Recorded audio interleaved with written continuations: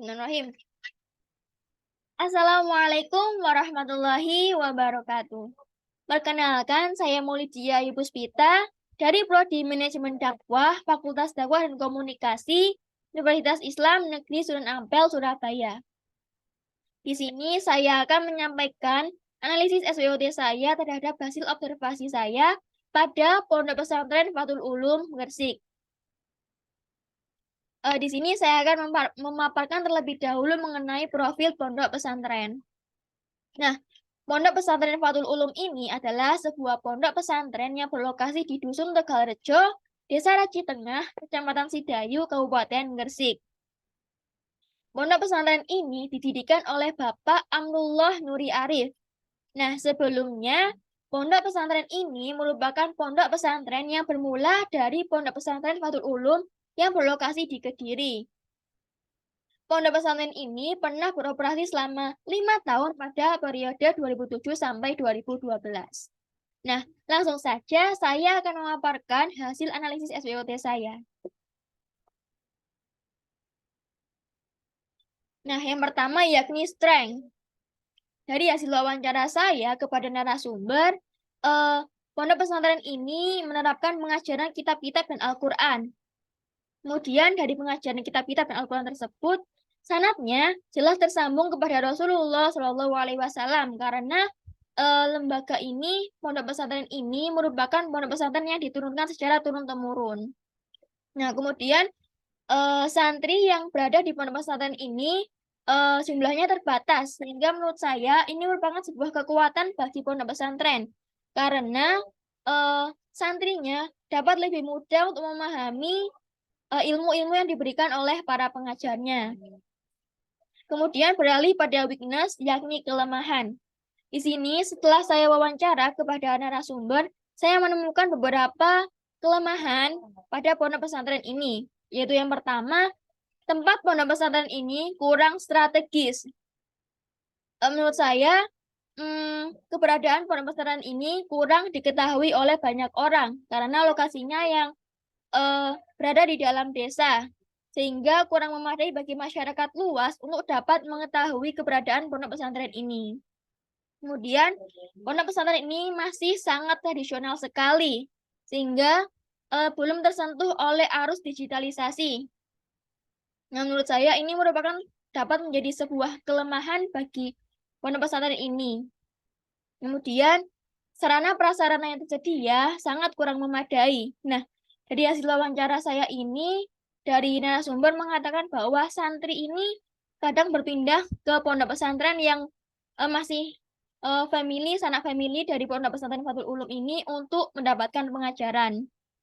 Kemudian, nah, poin keempat ini merupakan poin yang sangat urgent sekali karena poin ini merupakan salah satu faktor penyebab pondok pesantren ini berhenti beroperasi, yakni pengurus dan pengajarnya terbatas dari kalangan keluarga saja, tidak merekrut dari SDM eksternal. Kemudian yaitu beralih pada opportunity atau peluang. Nah, di sini saya melihat beberapa peluang yang saya dapatkan dari hasil wawancara dengan narasumber. Yakni yang pertama, pondok pesantren ini mengadakan kajian yang digelar secara terbuka atau umum. Nah, menurut saya ini merupakan sebuah peluang bagi pondok pesantren untuk dapat mengenalkan pondok pesantrennya kepada masyarakat sekitar. Sehingga ini pun dapat menjadi sarana bagi pondok pesantren untuk mengenalkan pondok pesantrennya. Kemudian di sekitar pondok pesantren masih belum ada pondok pesantren yang mengajarkan kitab dan Al-Quran. Jikapun ada, itu hanya mengajarkan Al-Quran saja. Kemudian yaitu threat atau ancaman. Nah, ini saya temukan di sekitar area itu banyak pesaing ponpes modern di sekitar. Nah, karena seperti yang saya jelaskan tadi, pondok pesantren ini masih sangat tradisional sekali, belum tersentuh oleh arus modern atau digitalisasi.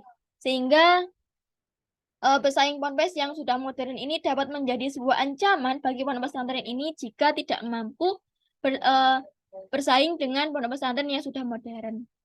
Nah, tentunya kemodernan ini diikuti oleh digitalisasi teknologi. Nah, digitalisasi teknologi ini dapat menjadi ancaman bagi pondok pesantren ini karena seperti yang saya katakan tadi, pondok pesantren ini masih sangat tradisional sekali.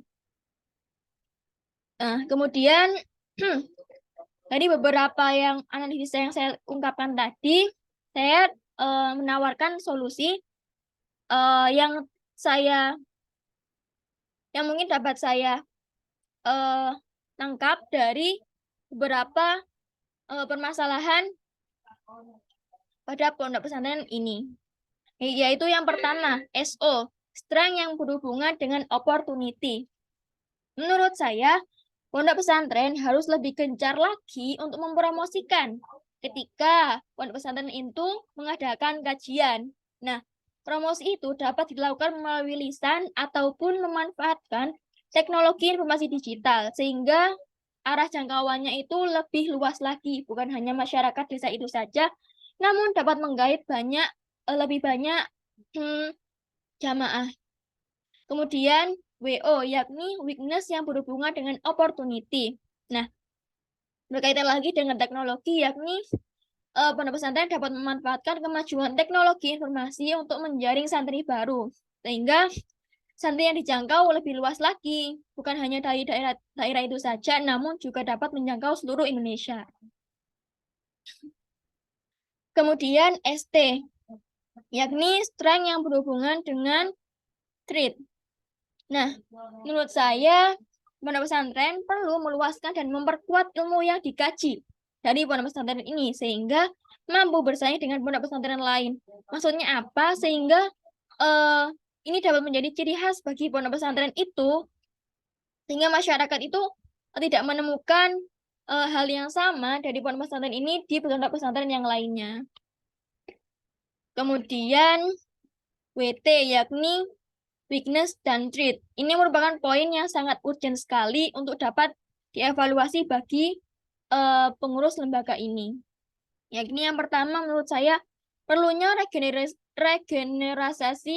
regenerasi pengurus dan pengajar pondok. Seperti yang saya katakan tadi, di sini pondok pesantren ini masih menggunakan SDM yang dari sanak keluarga saja. Nah, menurut saya perlunya regenerasi pengurus dan pengajar pondok sehingga pondok pesantren ini dapat lebih terjaga lagi, lebih berkembang lagi. Kemudian pondok pesantren ini perlu mendaftarkan pondok pesantrennya ke lembaga resmi sehingga masyarakat lebih mudah percaya kepada lembaga ini karena lembaga ini sudah diakui oleh pemerintah. Kemudian memperbanyak relasi dengan pondok pesantren lain, dan yang terakhir yakni melengkapi sarana dan prasarana sehingga kebutuhan santri dapat terpenuhi. Sekian dari apa yang saya sampaikan mengenai analisis SPOT saya pada Pondok Pesantren Fathul Ulum di Gresik ini. Jika ada kelalaian atau kesalahan yang saya sampaikan, saya mohon maaf dan terima kasih. Wassalamualaikum warahmatullahi wabarakatuh.